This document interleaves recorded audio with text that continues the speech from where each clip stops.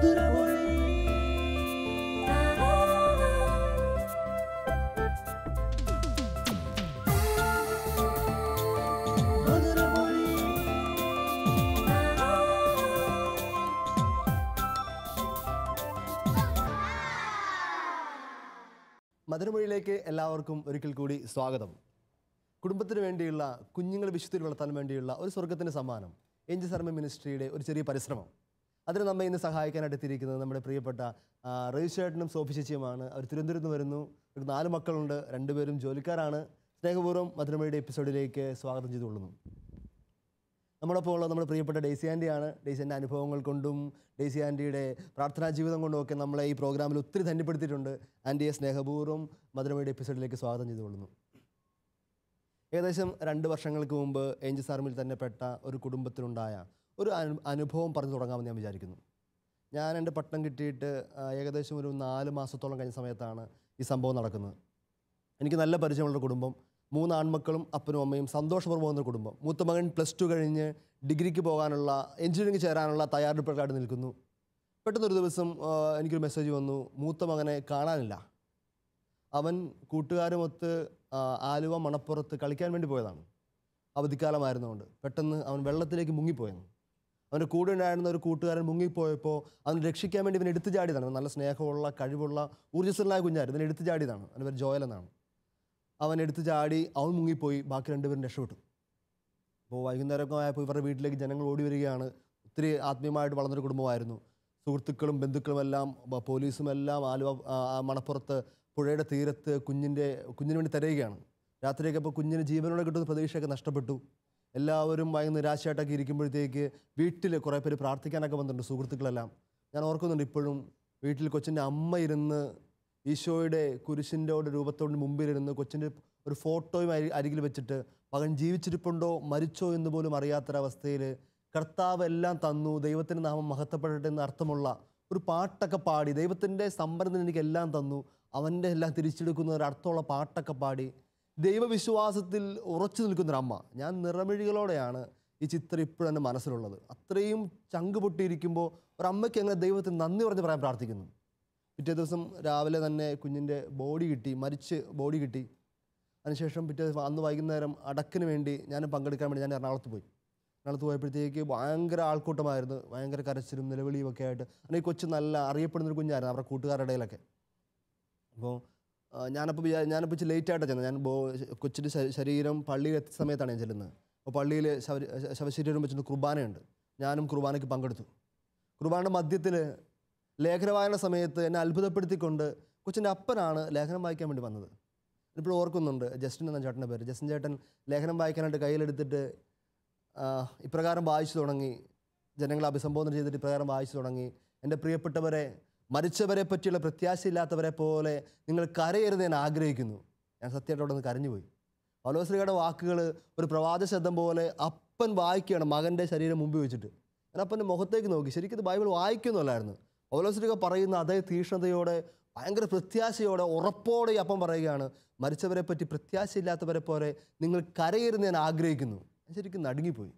അതിനുശേഷം ഏകദേശം ഒരു 5-6 മാസം ആ കുടുംബത്തോടൊപ്പം പല സമയങ്ങളിലിരിക്കുകയും പ്രാർത്ഥിക്കുകയൊക്കെ ചെയ്തിട്ടുണ്ട്. ഇടയ്ക്ക് മാതാപിതാക്കളൊക്കെ ഒന്ന് തകർന്നു പോയപ്പോഴത്തേക്ക് അവർ വീട്ടിലെ 2ാമത്തെ മകൻ പറഞ്ഞ വാചകം എനിക്കിപ്പോൾ ഓർക്കുന്നുണ്ട്. ഈ മൂത്ത മകൻ കീബോർഡൊക്കെ വായിക്കുമായിരുന്നു. അവൻ്റെ കീബോർഡിലൊക്കെ പിടിച്ച്, ഒരു പഴയ കീബോർഡിലൊക്കെ പിടിച്ച് അമ്മ ഇടയ്ക്കൊക്കെ തകർന്ന് കരയുമ്പോൾ ഈ 2ാമത്തെ അവൻ പറഞ്ഞു: എൻ്റെ പൊന്നമ്മ, നിങ്ങളെന്തിനാ ഇവിടെ നിന്ന് കരയുന്നേ?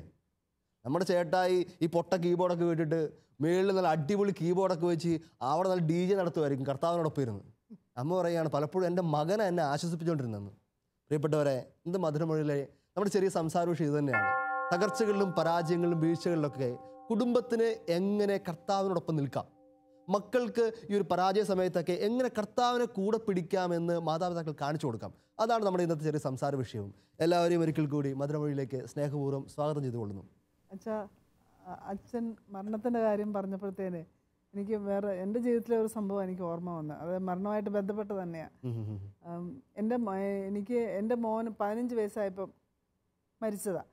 15 വയസ്സായപ്പോൾ 15 വയസ്സോടൊപ്പം നല്ലൊരു കുഞ്ഞായിരുന്നു. നല്ല കുഞ്ഞെന്ന് പറഞ്ഞാൽ ഇത്രയും അനുസരണയും ഇത്രയും സ്നേഹവും ഇത്രയും ദാനധർമ്മം ചെയ്യുന്ന ഒരു കുഞ്ഞ് എന്ന് വെച്ചാൽ അങ്ങനെയല്ല. അന്ന് ഞാൻ ഈശോയിലല്ല. ഓക്കെ ഓക്കെ അത്ര അങ്ങ് ഈശോയിൽ ഞാൻ വന്നിട്ടില്ല. ഞാൻ ഞായറാഴ്ച ക്രിസ്ത്യാനിയായിട്ട് ജീവിക്കുന്ന സമയത്താണ്. പക്ഷെ ഇവന് എന്തോ അങ്ങനെ ഒരു നല്ലൊരു കൊച്ച്. ഞാനിത് പറയുന്നത് എന്താണെന്ന് വെച്ചാൽ അവൻ്റെ മരണം എന്നെ എന്തുമാത്രം അത് ബാധിച്ചിരിക്കുമെന്ന് അതുകൊണ്ടാണ് ഞാൻ പറയുന്നത്. അവൻ he was such A good boy.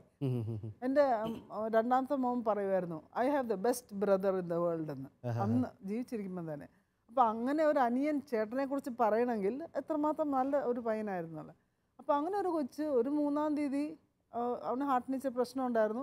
3-ാം തീയതി നടന്നാണ് ആശുപത്രിയിലേക്ക് കയറി പോകുന്നത്. നടന്ന് കയറിപ്പോയ കൊച്ച് പിറ്റേൻ്റെ പിറ്റേ ദിവസം അവൻ ഓപ്പറേഷൻ നടത്തി അതിൻ്റെ പിറ്റേ ദിവസം ശവമായിട്ടാണ് വീട്ടിലോട്ട് കൊണ്ടുവരുന്നത്. അപ്പോൾ എനിക്ക് ഒട്ടും മരിക്കൂ എന്നുള്ള ഒരു ശകലം പോലും, കാരണം 5 വർഷം മുമ്പ് അവനൊരു ഓപ്പറേഷൻ ചെയ്ത് അന്ന് ഞാൻ മരിക്കുമെന്ന് വിചാരിച്ചു, പക്ഷെ മരിച്ചില്ല. അപ്പോൾ ഈ ഓപ്പറേഷൻ ഒരിക്കലും അവൻ മരിക്കുമെന്ന് ഞാൻ വിചാരിക്കുന്ന പോലുമില്ല. അപ്പോൾ അത്രയും നല്ലൊരു കൊച്ച്, ഞാനുമായിട്ട് ഭയങ്കര അറ്റാച്ച്മെൻ്റ് ഉള്ളത്, എൻ്റെ മനസ്സ് പോലും വായിക്കാൻ പറ്റുന്ന, എൻ്റെ വേദനകളൊക്കെ എന്നെ ആശ്വസിപ്പിക്കുന്ന ഒരു കൊച്ച് സഡനായിട്ട് അങ്ങ് പറിച്ചെടുത്ത പോലെ അങ്ങ് പോയി. പറിച്ചെടുത്ത പോലെ എന്ന് വെച്ചാൽ അവനെ അവസാനം ഞാൻ കണ്ട സീന് തന്നെ ICUവിൽ ഇങ്ങനെ കിടക്കുമ്പോഴത്തേന് ഞാൻ ചെന്ന് അകത്ത് കയറി വേണേൽ കണ്ടോന്ന് ഡോക്ടർ പറഞ്ഞപ്പോൾ അകത്ത് കയറി കണ്ടപ്പോഴത്തേന് ഞാൻ അവൻ്റെ പേര് വിളിച്ചപ്പോഴത്തേന് അവന് വലത്തെ കൈ അല്ലാതെ ഇടത്തെ കൈ ഇങ്ങനെ ഉയർത്തിയാണ് ഇങ്ങനെ കാണിച്ചത്. അവൻ്റെ പേര് പേര് സിറിൽ എന്നാണ്. അപ്പോൾ സിറിൽ മോനെ അമ്മ ഇവിടെ ഉണ്ട് എന്ന് പറഞ്ഞപ്പോഴത്തേന് അവൻ ഉടനെ ഇടത്തെ കൈ ഇങ്ങനെ പൊക്കി. അപ്പം ഞാൻ വെച്ച് എന്താ ഈ ഇടത്തെ കൈ പൊക്കുന്നതെന്ന്. എന്നിട്ട് അവൻ കണ്ണിങ്ങനെ തുറന്നിട്ട് ഇങ്ങനെ നോക്കും. എൻ്റെ മുഖത്ത് ഫിക്സ് ആകുന്നില്ല അവൻ്റെ ദൃഷ്ടി. ഞാൻ വെച്ചാൽ കൊച്ചെന്നെ ഇങ്ങനെ കാണിക്കുന്നതെന്ന്. എന്നിട്ട് കണ്ണിങ്ങനെ കാണിച്ചു കഴിഞ്ഞാൽ കണ്ണിൽ നിന്ന് ഇങ്ങനെ കുടുകുടാ കണ്ണുനീര് ഒഴുകുക. അത് കണ്ടു കഴിഞ്ഞാൽ എനിക്ക് അവിടെ നിൽക്കാൻ പറ്റിയില്ല. ഞാൻ ഇറങ്ങിപ്പോന്നപ്പോൾ ഡോക്ടർ പറഞ്ഞു, നിങ്ങളുടെ കൊച്ച് മിക്കവാറും മരിക്കും, നീ അഥവാ ജീവിച്ചാലും അവൻ്റെ ഒരു വശം തളർന്നു കഴിഞ്ഞു, വലതുവശം ഓൾറെഡി തളർന്നു കഴിഞ്ഞു, കണ്ണിൻ്റെ കാഴ്ച പോയി കഴിഞ്ഞു, സംസാരശേഷിയും നഷ്ടപ്പെട്ടു എന്ന്. അപ്പോൾ അവിടെ തന്നെ ഞാൻ മുട്ടുകുത്തിയിട്ട് എൻ്റെ ഈശോയെ എങ്ങനെയുള്ള കൊച്ചായിരിക്കും എനിക്ക് ജീവനോടെ തിരിച്ചു വേണം എന്ന് പറഞ്ഞാണ് ഞാൻ പ്രാർത്ഥിച്ചത്. അപ്പം ഞാൻ പറയുന്ന അത്രയും അറ്റാച്ച്മെൻ്റ് ഉള്ള, അത്രയും എൻ്റെ ചങ്ക് പറിച്ച് പോയ പോലെയാണ് എൻ്റെ മോൻ പെട്ടെന്ന് തന്നെ എൻ്റെ അടുത്തുനിന്ന് പോയത്. അത് കഴിഞ്ഞ് കുറേ നാൾ ഞാൻ ഭയങ്കര ഡിപ്രഷനിലേക്ക് പോയി. എപ്പോഴും എനിക്ക് ഈ കൊച്ചിൻ്റെ വിചാരം തന്നെയാണ്. അന്നൊക്കെ ഞങ്ങൾ സിനിമയ്ക്ക് പോകുമായിരുന്നു. സിനിമയ്ക്ക് പോയാൽ ഞാൻ മോഹൻലാലിനെ മമ്മൂട്ടിയല്ല കാണുന്നത്, സ്ക്രീനിൽ കാണുന്ന എൻ്റെ മോൻ്റെ വലിയ ഒരു മുഖമാണ്. രാത്രിയിൽ കുറേ നാൾ കഴിയുമ്പോൾ തന്നെ എല്ലാവരും വിചാരിക്കും ഇതെന്താ ഇത്ര നാളായിട്ട് ഇവളിങ്ങനെ കരഞ്ഞുകൊണ്ടിരിക്കുന്നതായിരുന്നു. അതുകൊണ്ട് ആരും അറിയാതെ രാത്രിയിൽ ഞാൻ ഉറങ്ങാതെ കിടന്ന് കരഞ്ഞ് തലേണ വരെ കുതിരും. അത്രയ്ക്ക് അങ്ങ് ഭയങ്കര ഡിപ്രഷനിലേക്ക് ഞാൻ പോയി. ഞാൻ ആഗ്രഹിച്ചു മരിക്കുവാണെങ്കിൽ എനിക്ക് കൊച്ചിൻ്റെ അടുത്ത് പോകാമല്ലോ എന്ന് വരെ ഞാൻ ആഗ്രഹിച്ചു. അപ്പോൾ അങ്ങനെ ഒരു സംഭവം എന്ന് വെച്ചാൽ, ഒരു മരണം എന്ന് വെച്ചാൽ പ്രൈം ഏജ് 15 വയസ്സ്, നല്ലൊരു കൊച്ച്, എടുക്കാനും പഠിക്കാനും ഒക്കെ നല്ല താല്പര്യം എടുക്കുന്ന ഒരു കൊച്ച്. അപ്പോൾ അങ്ങനെ പറിച്ചു പോയ നിങ്ങൾക്ക് ഊഹിക്കാവുന്നേ ഉള്ളൂ അല്ലേ എൻ്റെ ഒരു മാനസികാവസ്ഥ എന്ന്. അങ്ങനെ ഒരു അവസ്ഥയിലാണ് ഇവൻ മരിച്ചു കഴിഞ്ഞ് 6 മാസം കഴിഞ്ഞപ്പോഴത്തേന് എനിക്ക് ഞാൻ വീണിട്ട് എൻ്റെ കഴുത്തിൻ്റെ ഡിസ്ക് തെറ്റി. അപ്പോൾ ഡോക്ടർ അടുത്ത് 5 മാസം ഞാൻ കിടപ്പായിരുന്നു. ഡോക്ടർ പറഞ്ഞു സർജറി ചെയ്താൽ പോലും ശരിയാകത്തില്ല എന്ന് പറഞ്ഞ് കോളർ സ്ഥിരം ഉപയോഗിച്ചോണം, സ്ഥിരം 3 നേരം പൈൻ കില്ലർ കഴിച്ചു. അങ്ങനെ ഒരവസ്ഥയിൽ എൻ്റെ ഹസ്ബൻഡ് എന്നോട് പറഞ്ഞു, എടി ഈ പോട്ടായോ ഡിവൈനോ അങ്ങനെ എന്നൊക്കെ പറയുന്നില്ലേ, അവിടെ പോയാൽ ഒത്തിരി രോഗശാന്തി കിട്ടുമെന്ന് പറയും, എൻ്റെ ഈ കഴുത്തിൻ്റെ പ്രശ്നം ചിലപ്പോൾ അവിടെ പോയാൽ മാറുമായിരിക്കും. അപ്പം ഞാൻ ശരിയെന്ന് പറഞ്ഞു. ഞാൻ പറഞ്ഞത് എനിക്ക് കഴുത്തിൻ്റെ പ്രശ്നം മാറാനല്ല, എനിക്ക് ഭയങ്കര ഡിപ്രഷനാണ്. ഡിപ്രഷനാണ്. എനിക്ക് ആ ഡിപ്രഷനിൽ നിന്ന് മാറണം, എനിക്ക് സൗഖ്യം കിട്ടണം എന്നുള്ളൊരു ചിന്ത. അതിന് വേണ്ടിയിട്ട് മാത്രം ഞാൻ പോയത്. ഞാൻ അവിടെ ചെന്ന് ആ ധ്യാന കേന്ദ്രത്തിൽ ഞാൻ ചെന്ന് കയറുമ്പോഴത്തേന് എഴുതിയിരിക്കുന്നത് Mathai 11:28, come to me all you who labour and are heavy burdened. അധ്വാനിക്കുന്നവരും ഭാരം എല്ലാവരും എൻ്റെ അടുക്കൽ വരും, ഞാൻ നിങ്ങളെ ആശ്വസിപ്പിക്കാന്ന്. അത് തന്നെ എനിക്ക് ഭയങ്കര ഒരു പോസിറ്റീവ് എനർജി തന്നു. അപ്പോൾ ഈശോ എന്നെ ആശ്വസിപ്പിക്കും എന്നുള്ള രീതി. ആ ഒരു 5 ദിവസത്തെ ധ്യാനം കൂടി കഴിഞ്ഞപ്പോൾ എനിക്ക് ശരിക്കും ഭയങ്കര ഒരു ഫിസിക്കൽ ഹീലിംഗ് മെറാക്കുലസ് ആയിട്ട് കിട്ടി. ഭയങ്കര മെറാക്കുലസ് ആയിട്ട്. പക്ഷെ അതിൻ്റെ കൂട്ടത്തിൽ എനിക്ക് കിട്ടിയത് ആ ഒരു ഡിപ്രഷനിലേക്ക്, എൻ്റെ മോൻ പോയല്ലോ, എൻ്റെ മോനെ എനിക്ക് കാണാൻ പറ്റിയല്ലോ എന്നുള്ള ആ ഒരു വിചാരത്തിൽ നിന്നുള്ള ഭയങ്കര ഒരു, അപ്പം അവൻ്റെ സാന്നിധ്യം ഞാൻ പിന്നെ അനുഭവിച്ചറിയാൻ തുടങ്ങി. അപ്പം ഞാൻ ഞായറാഴ്ച പള്ളിയിൽ പോയിക്കൊണ്ടിരുന്ന ഞാൻ ഞായറാഴ്ച കുർബാന വരെ നിർത്തി. എന്തിനാ കുർബാനയ്ക്ക് പോകുന്നത്, ഞാൻ എൻ്റെ കൊച്ചിനെ കൊണ്ടുപോയല്ലോ എന്നുള്ള രീതിയിൽ ആ ഒരു നേച്ചറിലേക്ക് വന്നു. അത് കഴിഞ്ഞപ്പോൾ എൻ്റെ അനിയത്തി ഒരു പ്രാവശ്യം വിളിച്ചപ്പോൾ, നീ കുർബാനയ്ക്ക് പോയില്ലെങ്കിൽ അവിടെ നിൻ്റെ കൊച്ചു വന്ന് വെയിറ്റ് ചെയ്യുക നിൻ്റെ പേർക്ക് കുർബാനയിൽ. അപ്പോൾ അതുമൊക്കെ എനിക്ക് ഭയങ്കരമായിട്ട് എന്നെ ഈശോയിലേക്ക് കൂടുതൽ അടുപ്പിക്കാനായിട്ടും ക്രമേണ എനിക്ക് ഭയങ്കരമായിട്ട് ഇങ്ങനെ സൗഖ്യം കിട്ടി പരിപൂർണമായിട്ട് സൗഖ്യം കിട്ടി.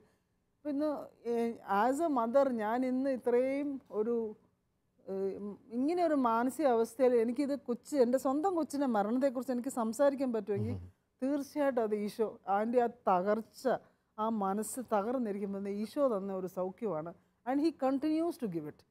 അപ്പോൾ ഇന്ന് എനിക്ക് പറയാൻ പറ്റും എൻ്റെ ജീവിതത്തിൽ എൻ്റെ കൊച്ചിൻ്റെ മരണം ഒരു നെഗറ്റീവ് സംഭവമായിട്ടല്ല ഞാൻ കാണുന്നത്, തകർച്ചയായിട്ടല്ല, മറിച്ച് കർത്താവ് മരണത്തിന് താഴ്വരകൾ നടത്തിക്കൊണ്ടുപോയി കർത്താവിനൊപ്പം നിൽക്കുന്നതിന്റെ ഒരു ബ്യൂട്ടി കാണിച്ചിരുന്നു. അനുഭവം ഈശോയിലേക്ക് അടുക്കാനായിട്ടുള്ള ഒരു ഭയങ്കര ഒരു പോസിറ്റീവ് അനുഭവമായിട്ട് ഞാൻ ഇത് എൻ്റെ മോള്, ഇപ്പം എനിക്കൊരു മോളുണ്ട്, ആ മോളിലേക്ക് ആ ഒരു ചിന്ത അതുപോലെ പകർന്നു. She is not scared of death. അവൾക്ക് മരണം എന്ന് പറഞ്ഞ ഒരു ഭയമേ ഇല്ല.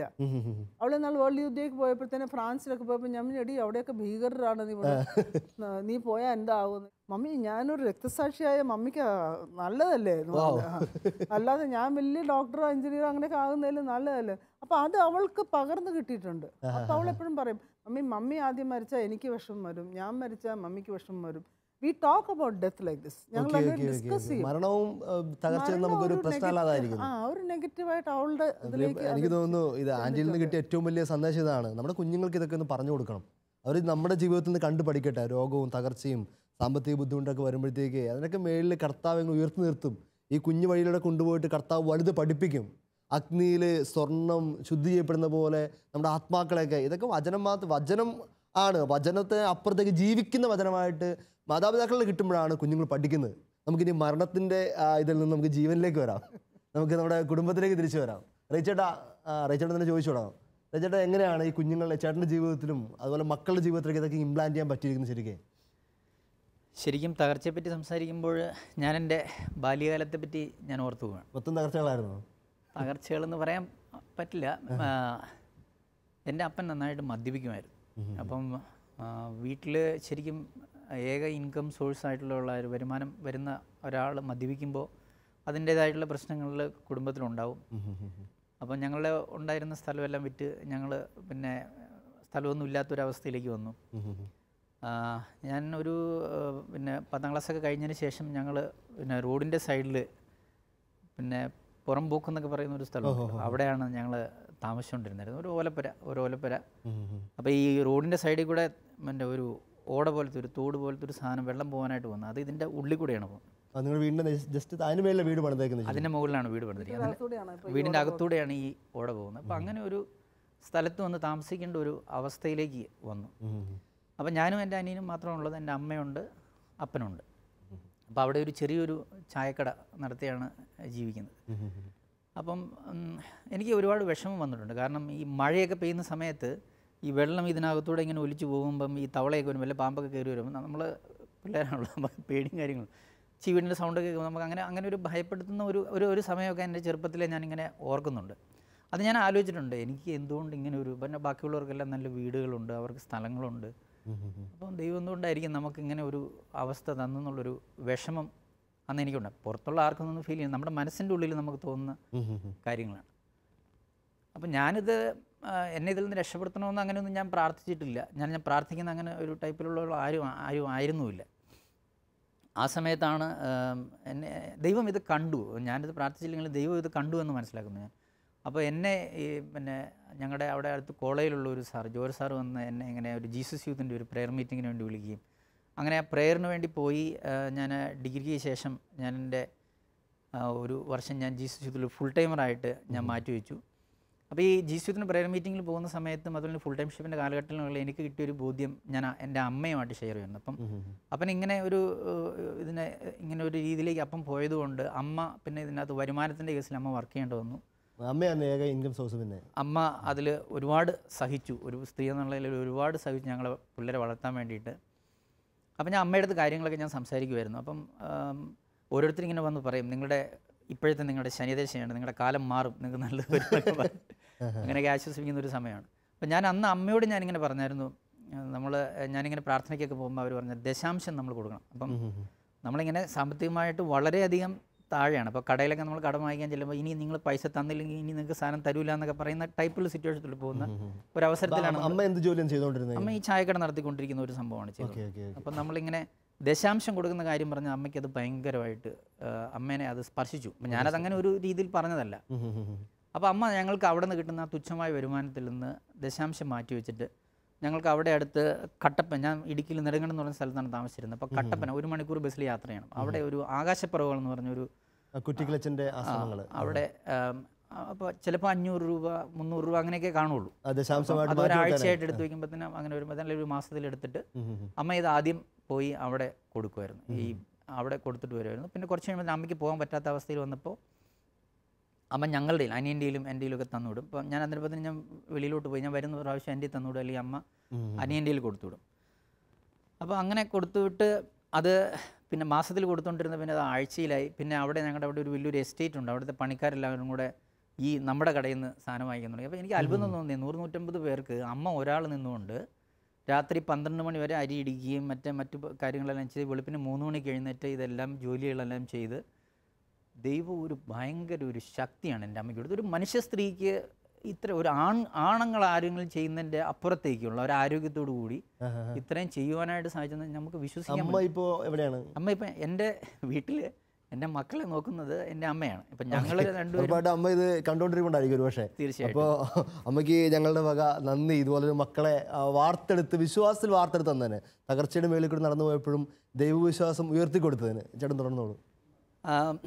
ഈ ദശാംശം കൊടുത്തതിൻ്റെ ഇതൊരിതെന്ന് പറഞ്ഞു കഴിഞ്ഞാൽ ഞങ്ങളുടെ ഏറ്റവും പ്രശ്നം ഉണ്ടായിരുന്നത് ഞങ്ങളുടെ ഈ സാമ്പത്തിക മേഖലയാണ്. ഒരു തകർച്ചയുടെ മേഖലയിൽ പോയ സാമ്പത്തിക മേഖലയാണ്. അപ്പോൾ ഈ അമ്മയുടെ ഏക വരുമാനം കൊണ്ട് മാത്രം ഞങ്ങൾ അവിടെ 1 ഏക്കർ സ്ഥലം വാങ്ങിച്ചു. ഞാൻ ചായക്കടയിൽ നിന്നുകൊണ്ട് 1 ഏക്കർ സ്ഥലം വാങ്ങിച്ചു.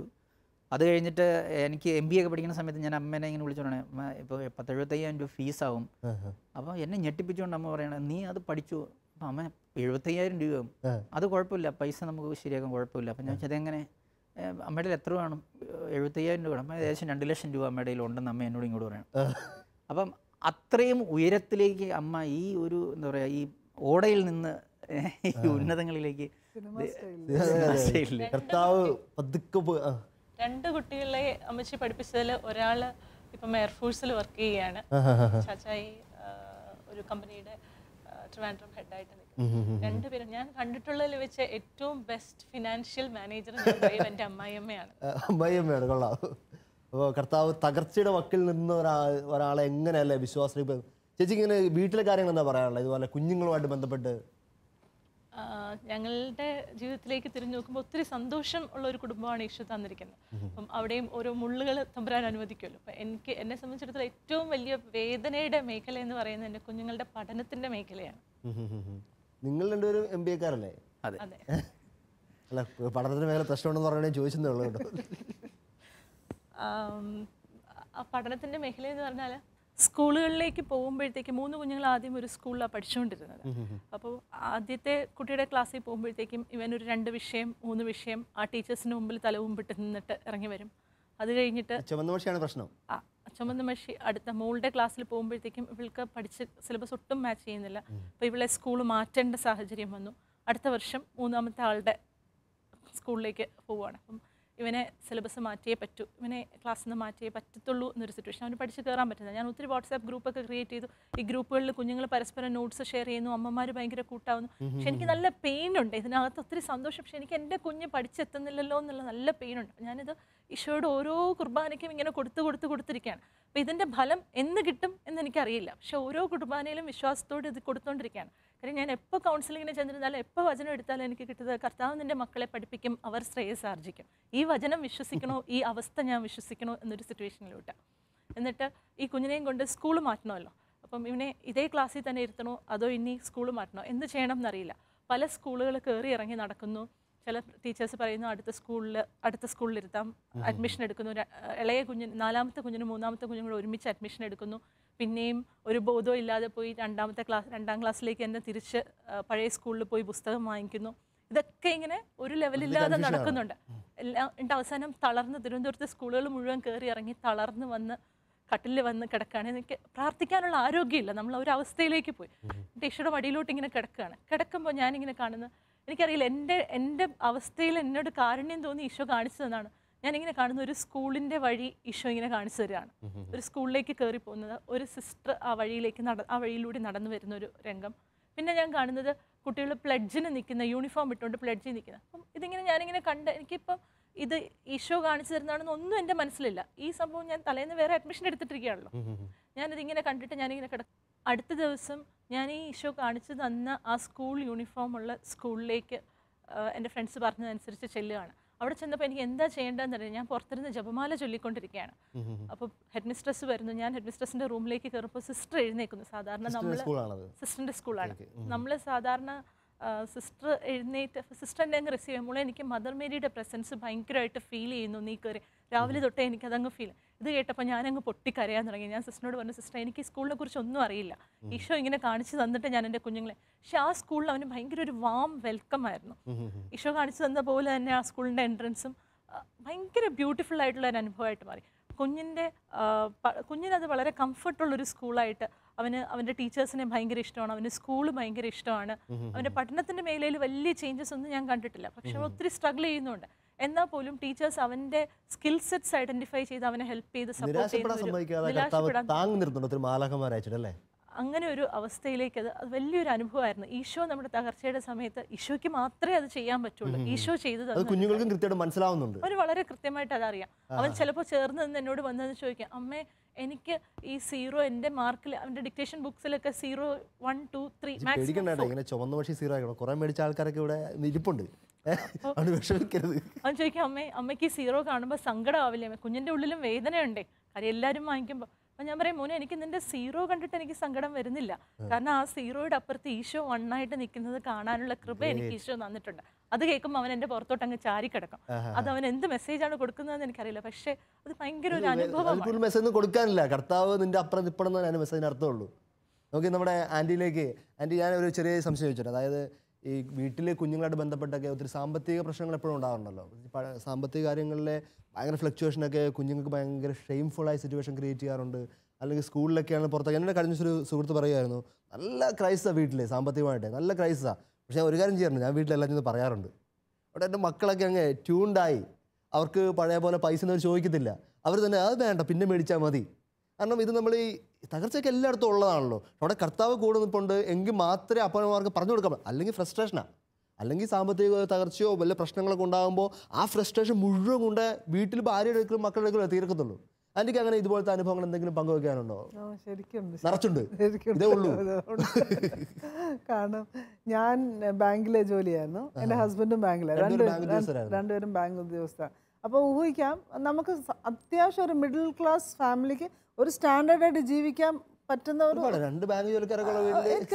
ഇൻകം ഉണ്ടല്ലോ. പക്ഷെ ഞങ്ങളുടെ വീട്ടിൽ നേരെ തിരിച്ചായിരുന്നു ആ സമയങ്ങളിൽ. അതായത് കർത്താവ് അനുവദിച്ചാന്ന് തന്നെ ഞാൻ വിശ്വസിക്കുന്നത്. എനിക്ക് പറഞ്ഞ പോലെ മെഡിക്കൽ എക്സ്പെൻസസ് ഒത്തിരി വരുമായിരുന്നു മൂത്ത മോൻ്റെ കാര്യത്തിലൊക്കെ. അപ്പോൾ അങ്ങനെ അതുകൊണ്ടായിരിക്കാം, വാട്ട് എവർ ഗോഡ് അലൗഡ് ഇട്ടെന്നാണ് ഞാൻ വിചാരിക്കുന്നത്. കാരണം ആ സമയത്തൊക്കെ ഞാൻ നോക്കുന്നത്, എൻ്റെ അത് കഴിഞ്ഞിട്ടാണ് എൻ്റെ മോളൊക്കെ ജനിച്ചു കഴിഞ്ഞ് അവൾ ആ ചെറുപ്പത്തിലേ ആണേലും അവൾക്ക് എൻ്റെ മനസ്സിലുണ്ടായിരുന്ന ആ സാമ്പത്തിക ബുദ്ധിമുട്ടിൽ ദൈവത്തിൽ ആശ്രയിക്കുക എന്നുള്ളൊരു സംഭവം ഞാൻ പറയാം. അത് ഉള്ളതുകൊണ്ട് അത് ട്രാൻസ്ഫർ ടു മൈ ചൈൽഡ്. അപ്പോൾ അവൾ ചെറുതായിരുന്നപ്പോഴത്തേനൊക്കെ നമ്മൾ ഉടുപ്പ് വാങ്ങിക്കാനൊക്കെ പോകുമ്പോഴത്തേന് മോളെ ഇത് വേണോ അത് വേണോ എന്ന് വെച്ചാൽ ബർത്ത്ഡേക്കൊക്കെ നമ്മൾ വാങ്ങിക്കുള്ളൂ. അപ്പോഴത്തേന് അവൾ ഉടനെ പ്രൈസ് ടാഗ് എടുത്ത് ഇങ്ങനെ നോക്കിയിട്ട് ഇത് വേണ്ട, പ്രൈസ് ടാഗ് എടുത്ത് തിരിച്ച് നോക്കിയിട്ട് ഇത് വേണ്ട, ഇത് വേണ്ട. അപ്പോൾ എനിക്ക് മനസ്സിലായി അവൾ വില നോക്കിയിട്ടാണ് അവൾ വാങ്ങിക്കുന്നത്. വില കുറഞ്ഞ വില കൂടിയതാകുമ്പോഴത്തേന് അവൾക്ക് വേണ്ട. അപ്പോൾ അത് അങ്ങോട്ട് ട്രാൻസ്ഫർ ആയിട്ടുണ്ട്. പക്ഷെ ഞാൻ പറയാൻ അതെ ഞാൻ പറയാൻ പോകുന്ന സംഭവം വേറെ. അവൾ ജനിക്കുന്നതിന് മുമ്പുള്ള ഒരു സംഭവം. ഇതുപോലെ സാമ്പത്തികമായിട്ട് ഭയങ്കര ബുദ്ധിമുട്ടിലൂടെ കടന്നു പോകുമ്പോഴത്തേന് മാസം ഏതാണ്ട് കുറച്ച് ദിവസം കൂടെ ബാക്കിയുണ്ട്. എൻ്റെ കയ്യിൽ ഒരു നോട്ടെന്ന് പറയുന്ന ഒരു സാധനമല്ല, കിലുക്കം ബാങ്കിൽ ചെല്ലുമ്പോൾ മാത്രമേ നോട്ട് കിട്ടുള്ളൂ. അത്രേ ഉള്ളൂ ഇഷ്ടം പോലെ. അപ്പോൾ പേഴ്സൺ അത് ഈ ചില്ലറ അല്ലാതെ വേറെ ഒന്നുമില്ല. ഈ കുറച്ച് ദിവസം കൊണ്ട് കഴിയാനും ഉണ്ട്. അപ്പോൾ അങ്ങനെ ഭയങ്കരമായിട്ട് ഞാൻ വിഷമിച്ചു. ഞാൻ എൻ്റെ ഈശോ ഞാൻ എന്നാ ചെയ്യാനാ, എനിക്കൊരു 1000 രൂപ, എനിക്ക് 1000 രൂപയും കൂടെ ഉണ്ടായിരുന്നെങ്കിൽ എനിക്ക് ഈ മാസം അവസാനം വരെ ഒന്ന് മുട്ടിക്കായിരുന്നു എന്നും പറഞ്ഞുകൊണ്ട് ഇങ്ങനെ തകർന്ന് അന്ന് രാത്രി ഞാൻ ഇങ്ങനെ പഠിക്കും. കാരണം ഒന്നില്ല, പിറ്റേ ദിവസം എന്നാ ചെയ്യുമെന്ന് അറിയത്തില്ല, അതുപോലത്തെ ഒരവസ്ഥ. വെറും 1000, അത് കൂടുതൽ വേണ്ട, ഈ മാസം എനിക്ക് മുട്ടിക്കാൻ എനിക്ക് എങ്ങനെയെങ്കിലും എനിക്ക് ഉണ്ടായിരുന്നെങ്കിൽ ഞാൻ ഇങ്ങനെ പറഞ്ഞു എന്ന് പറഞ്ഞ് പ്രാർത്ഥിച്ച് പിറ്റേ ദിവസം രാവിലെ എഴുന്നേറ്റ് ഞാൻ ജോലിക്ക് പോകാനായിട്ട് പോയി സ്കൂട്ടർ പോയി എടുത്ത് ഞാൻ നോക്കിയപ്പോൾ സ്കൂട്ടറിന് പുറത്ത് അപ്പടി പൊടി. അപ്പോൾ പൊടി തുടയ്ക്കാനായിട്ട് ഫ്രണ്ടിൽ ഞാൻ ഡിക്കിയൊക്കെ തുറന്നു. ഡിക്കി തുറന്നപ്പോഴത്തേന് ഈ മുഷിഞ്ഞ തുണിയെടുത്ത് തുടയ്ക്കാനായിട്ട് തുറന്നപ്പോഴത്തേന് ഞാൻ കാണുന്നത് 10ൻ്റെ നോട്ടിൻ്റെ ഒരു കെട്ട്, ബ്രാൻഡ് ന്യൂ ഫ്രഷ് നോട്ട്സിൻ്റെ 1000 രൂപ, 100 നോട്ട് ഒരു കെട്ട് എൻ്റെ സ്കൂട്ടറിൻ്റെ ഡിക്കിക്കകത്ത് ആ മുഷിഞ്ഞ തുണിയുടെ മേളിലായിട്ട് ഇങ്ങനെ ഇരിക്കുന്നു. ഈശോ അത്രയും ഒരു സാമ്പത്തിക തകർച്ചയിൽ ഈശോ ഉത്തരം തരുന്ന രീതിയിൽ അസറിനെ ഉയർപ്പിച്ച ഈശോ, ജീവിക്കുന്ന ഈശോയുടെ ആ ഒരു, എനിക്കറിയത്തില്ല എങ്ങനെ പറയണമെന്നുള്ളത്, ഞാൻ അനുഭവിച്ച കാര്യം. അതായത് ഈശോ അതുപോലെ നമ്മളെ കരുതും എന്നുള്ളത്, നമ്മൾ തകർന്ന് എങ്ങനെ ഈശോയെ വിളിക്കുമ്പോൾ 1000 രൂപ ഞാൻ ചോദിച്ചു, ഫ്രഷ് നോട്ട് 1000 രൂപ പുത്തൻ. ഇത് 1000 രൂപ ആ സ്കൂട്ടറിൻ്റെ ഡിക്കിക്കാ. ആൻറ്റി ഞാനൊന്ന് ബ്രേക്ക് ചെയ്തോട്ടെ. പ്രിയപ്പെട്ടവരെ, വ്യക്തിപരമായിട്ട് എനിക്ക് ആൻറ്റിനെ അറിയാവുന്നതുകൊണ്ട് ഇതുപോലെ ആൻറ്റിക്ക് 1000 ഉദാഹരണങ്ങൾ പറയാനുണ്ട്. അതുകൊണ്ട് ആൻറ്റി ഇവിടെ ഇരുന്നാലാണ് പെട്രോള് തീർന്നു പോയപ്പോൾ കർത്താവ് പെട്രോൾ നിറച്ചു കൊടുത്ത കാര്യമൊക്കെ പറഞ്ഞു. ഇതൊക്കെ കേൾക്കുമ്പോൾ നമ്മൾ വിചാരിക്കും ഇതൊരു മിറക്കിൾ ബോക്സ് ആണ്. ഞങ്ങളൊക്കെ പലരും വ്യക്തിപരമായിട്ട് ചോദിക്കാറുണ്ട്, ആൻറ്റിയുടെ നമ്പർ കിട്ടുമോ, ഇതുപോലത്തെ അത്ഭുതങ്ങൾ ആവർത്തിക്കപ്പെടാനോ ആഗ്രഹിച്ചുകൊണ്ടൊക്കെ ചോദിക്കുന്ന പലരും.